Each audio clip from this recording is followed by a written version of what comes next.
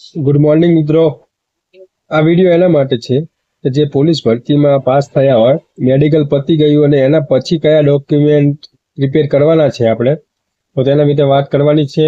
તો ચેનલને સબસ્ક્રાઇબ ના કરી હોય તો સબસ્ક્રાઇબ કરી દેજો, કેમ કે આપણી ચેનલનો ઉદ્દેશ્ય મોનેટાઇઝ થયા પછી જે ઇન્કમ છે તે સ્ટુડન્ટ પાસે વાપરવાની છે.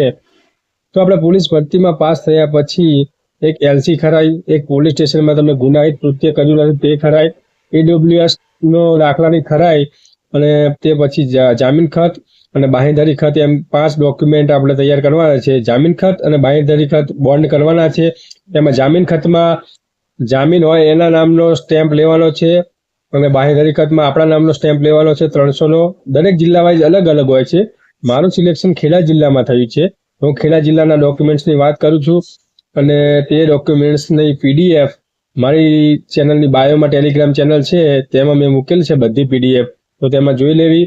ચલો મળીએ નેક્સ્ટ વિડીયોમાં, અને સબસ્ક્રાઇબ કરવાનું ભૂલતા નહીં. અને જે લોકો તૈયારી કરે અને પાસ થયા છે તૈયારી કરીને તે લોકો સુધી આ વિડીયોને શેર કરી દેજો.